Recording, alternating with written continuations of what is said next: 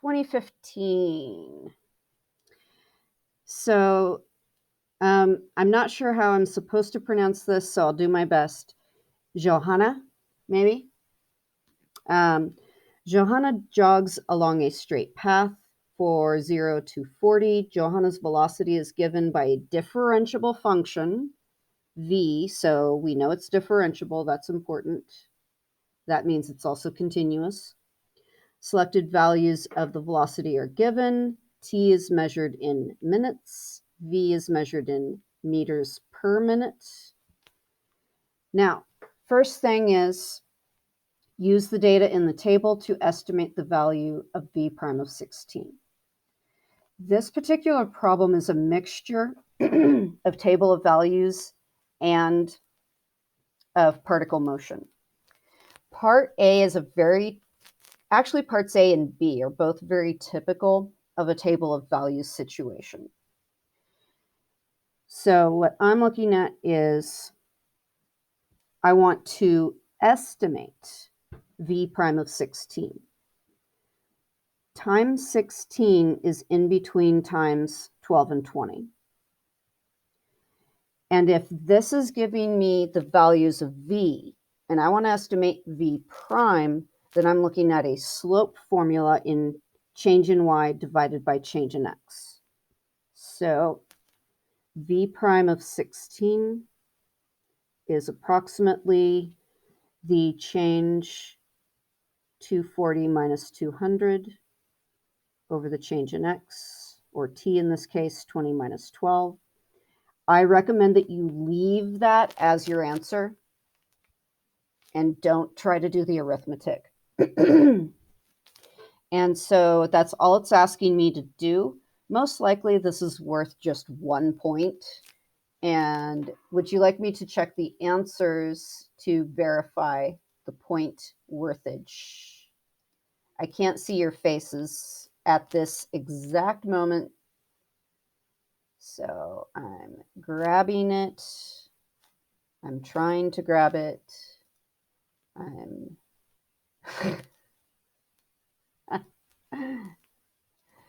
having a fun time getting the right document open. Just about there.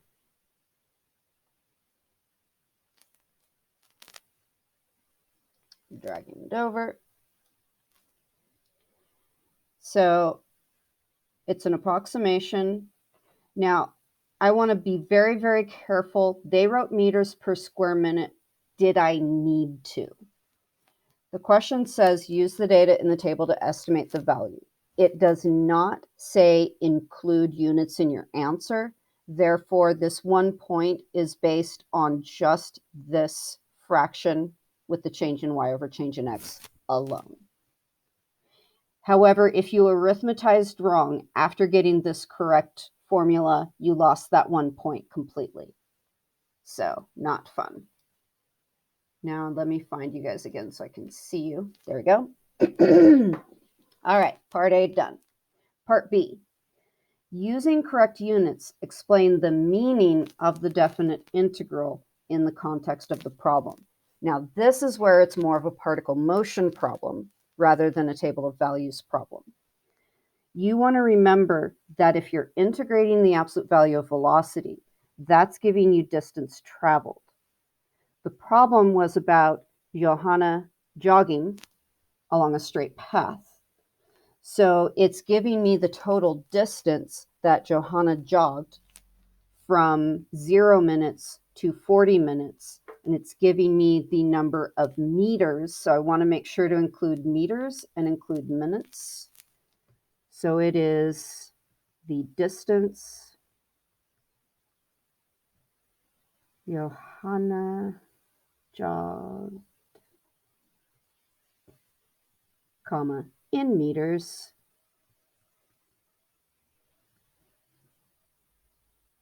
from 0 minutes to 40 minutes.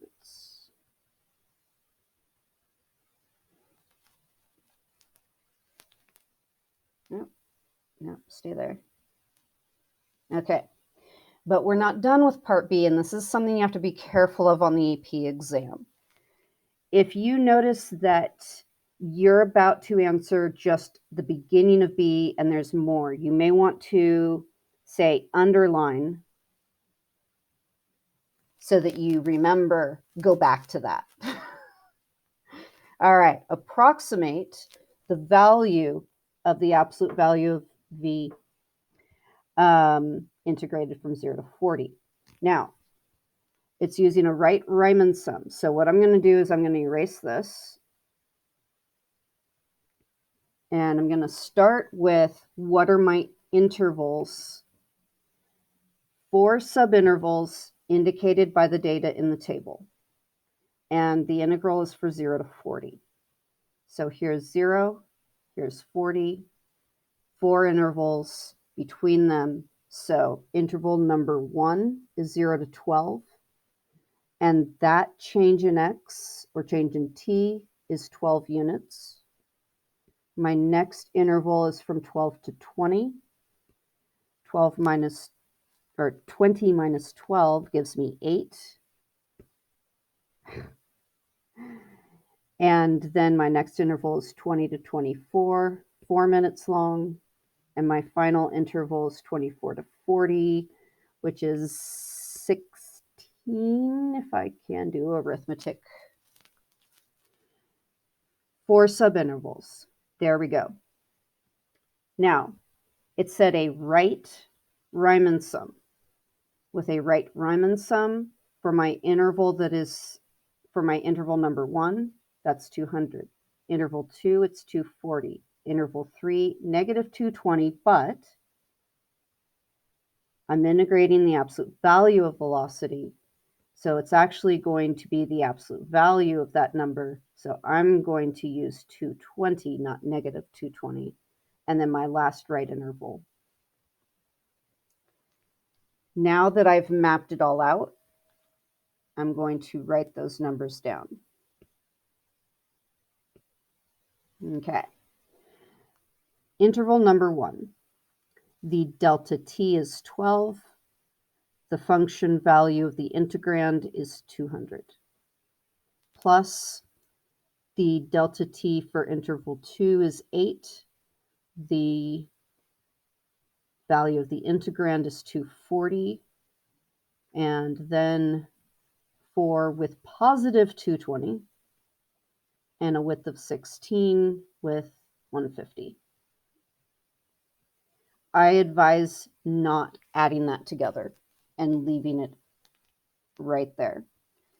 Just make sure to clarify that that is the approximate value of the integral from 0 to 40.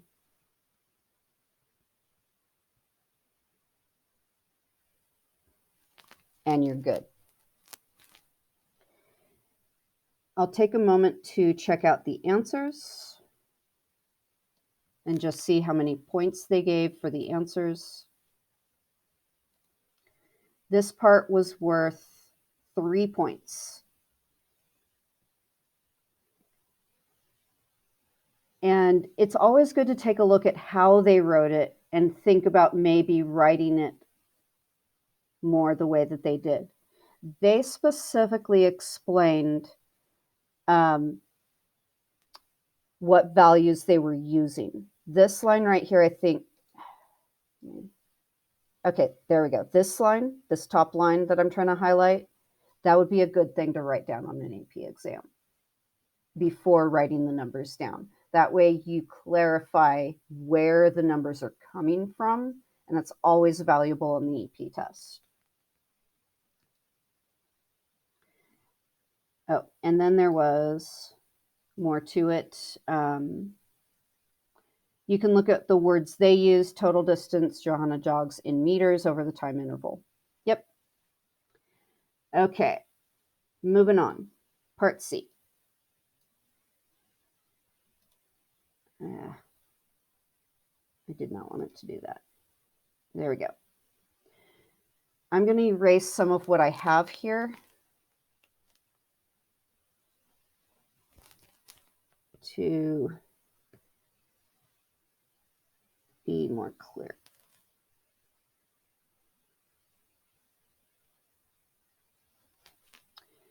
part C is where this problem turns into a particle motion problem, and it's not using the table of values anymore.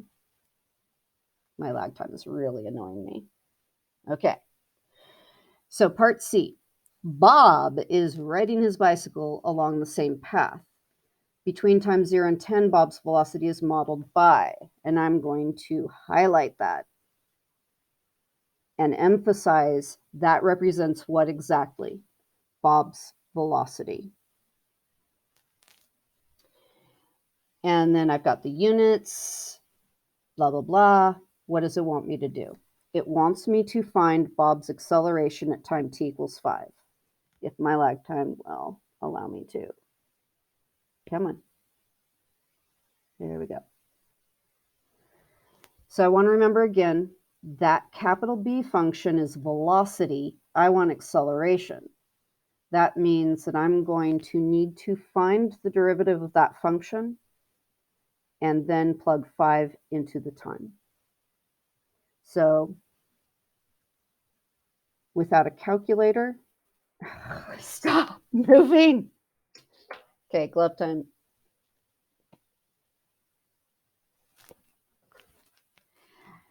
There are too many people trying to use the internet at home right now. I'm sure you understand. So my lag time is just really aggravating at the moment. There we go. All right. B prime of 5. No, of t. That's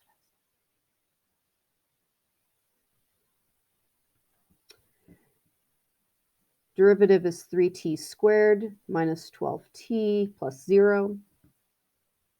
Then I want to find b prime of 5. So I've got 3 times 25 minus 12 times 5. I'm going to avoid doing arithmetic and leave this. Now I want to make sure that I answered what they wanted me to answer. They just said find Bob's acceleration at time t equals 5. And so as I look over my work, I realize that nowhere did I write acceleration. So I want to make sure that I clarify that Bob's acceleration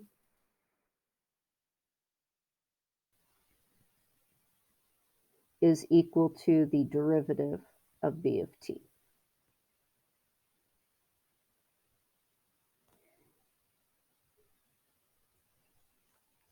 Okay. Are you ready for part D? Part D. We're going to find Bob's average velocity based on the model in part B. In other words, don't use the table. Bob's average velocity. Whenever the word average comes up, I become very, very cautious. I slow down. I underline the word average and ask average of velocity. There are two options depending on what information is given. If I'm given the velocity function, then the average velocity is the integral of that velocity from time A to time B divided by the change in time. And I am given that, so this is the formula that I'm going to want to use. But the other side of this could have been finding average velocity through slope. So velocity is the slope of the position function. And if I'm just going to say that S of t represents position,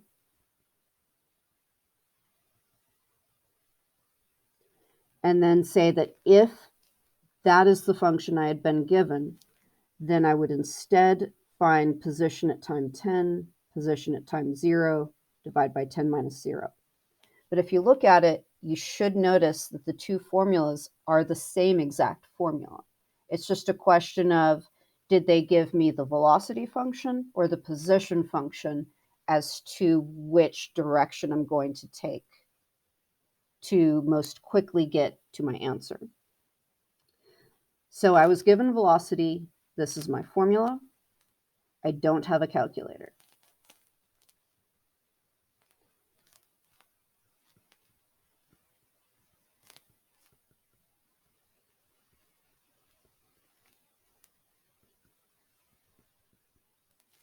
And I've got to go through and now solve this integral.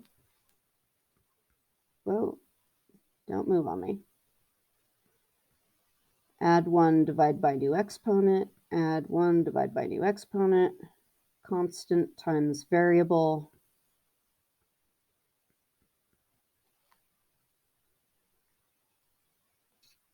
And you can do as much or as little arithmetic as you desire, but you do have to at least plug the number in. 1, 2, 3, 4.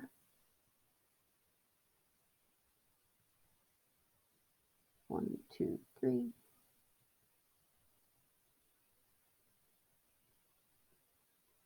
And when I plug in 0, I will get nothing. I don't have to write -0, but I decided to do that. And let me fix this because my lag time was a problem again. There we go. And then I'm going to put the answer up and take a look at the way they have the answers written. Here we go.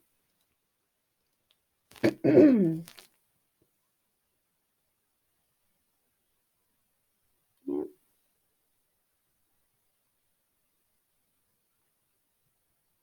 Okay. For part C, it was worth 2 points.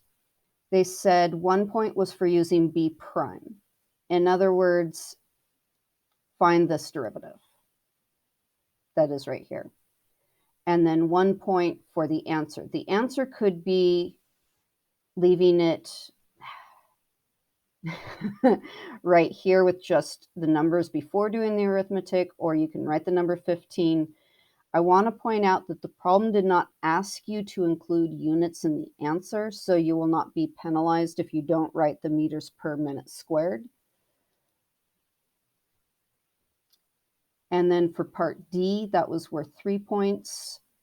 1 for the integral. I'm assuming that includes the 1/10 that I'm circling right now. The antiderivative, so correctly getting what I'm circling right now. And then the answer doesn't have to be 350. It could stop here, if I think you see what I'm trying to highlight. And that is the end of that problem. Any questions on that problem? I'm going to stop recording.